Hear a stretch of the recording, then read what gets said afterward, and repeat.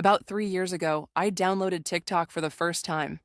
I knew it had been around for a while, but my idea of it was mostly from YouTubers making fun of the content or from seeing my friends and siblings scrolling endlessly whenever we were together.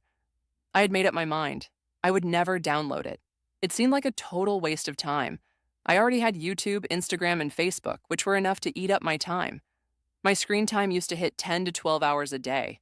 Then one day, my friend decided to start making cooking videos on TikTok. I downloaded the app to support her. I watched her video, and then I scrolled and I came across a video that's less than 12 seconds. And then the next, and they were all so short, just a few seconds each. I thought, okay, I'll just watch a few. But somehow, 2 hours passed before I realized it, and I finally closed the app. At first, it didn't feel like a big deal. I was used to watching a 2-hour YouTube video about a crime or horror story in one sitting anyway.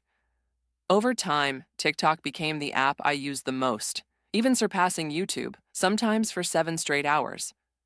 I didn't think much of it, though, because at that time I was neglecting my studies, staying isolated in my room, barely hanging out with friends or family, and I didn't have a job. One day, a Disney movie I'd been waiting to watch was finally available. I got some food, sat down to watch, and after 10 minutes, I realized I was constantly distracted, scrolling my phone, speeding the movie up because it felt slow, checking reviews, so I turned it off. I went back to a favorite YouTuber, picked a video, and found myself reading comments instead of focusing. Then I started fast-forwarding the video because only 2 minutes had passed, even though it was a 15-minute video. And I was like, what's going on? I've never gotten bored of this content before. I could have watched the video twice over, because I genuinely enjoyed it. So why was I feeling bored now? After all, it's just entertainment, right? It's not like I was procrastinating on an assignment or anything that I actually had to do. But as the days passed, even the books and novels I used to love reading were left untouched. Before, I used to get so immersed that I could finish a 350-page novel in a single sitting. And then, one day, I heard about something called brain rot. What is brain rot? According to Oxford, it's the supposed deterioration of a person's mental or intellectual state, especially viewed as the result of overconsumption of material, now particularly online content, considered to be trivial or unchallenging. Even though we all spend long hours on online content and sometimes it's a bit trivial, the kind of content that counts as brain rot has specific characteristics. But before I give you examples, don't forget to like and subscribe, because this is the best channel on YouTube. By the way, dear viewer, did you know that YouTube was founded in 2005? That's the same year one of the greatest personalities was born. Me. Wait, how did we even get here? Exactly, my dear viewer. This is the first example, sludge content. With this type of content, your brain keeps watching not because it's interesting or fun, but because it's literally hypnotized by a screen full of movement and action. Also, you see this in those famous videos of a press smashing random, unexpected objects. Speaking of weirdness, you've probably come across those AI-generated cat videos that act out stories from everyday human life. You'll see them behaving, dressing, and even eating like us. And of course, the most famous example is Italian brain rot, featuring bizarre AI characters with funny, satirical Italian names. For instance, a chimpanzee with a banana body, Scimpanzini bananini, wah wah wah. or a shark wearing shoes, tralalero tralala. These videos get millions of views, and the more absurd and ridiculous they are, the more views they get. Putting all that aside, let me ask you a question. If a major event happened in the world right now, would your first thought be, I need to check what so-and-so thinks about it? Or would you sit and think it through for yourself and form your own opinion? Do you occupy your mind with completely trivial things that won't benefit you at all, like a celebrity breakup or something similar? Do you struggle to study even for half an hour without getting distracted? All of this is part of the symptoms of brain rot. So, is there no solution? Actually, there is. The same way your brain got rotted, you can retrain it to get back to normal if you go in the opposite direction. Just like your brain got used to cheap dopamine from overconsumption, starting today, you can retrain it to seek high-quality dopamine. But as you know, it's not easy. It's like going back to the gym after a long break. At first, it will feel tough, your body will feel sore, and it will be challenging. But little by little, you'll get used to it.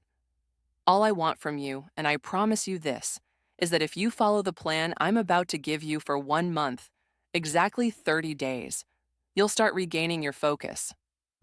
Number 1. I want you to become aware of when you feel bored. Your brain is used to reaching for your phone the moment you wake up, while you're eating, and even during lectures. Number 2, track your screen time and see how many hours you spend on your phone on average.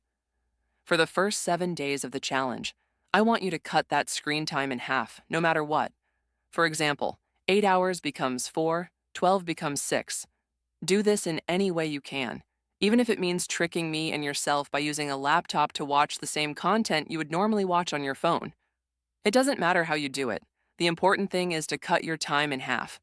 If you ever go over the allowed limit on a day, unfortunately, you'll have to restart the 7-day period from the beginning. Number 3, the apps that show you your screen time give you details about when you use your phone the most and which apps you spend the most time on. In the second week of the challenge, you won't just gradually cut them, you'll delete them completely. Yes, I know this sounds extreme, and I'm not saying you'll keep them deleted forever. After the month is over, you can reinstall them if you want. They're kind of like a virus we have to deal with.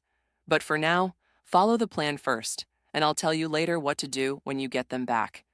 Here's how it will go. If you find that your most used app is TikTok, delete it immediately. If your next one is Instagram, delete that too. Don't worry about withdrawal symptoms this week. On the first day, when you wake up, your hand will automatically reach for your phone, wanting to open the app you're used to, but it won't be there.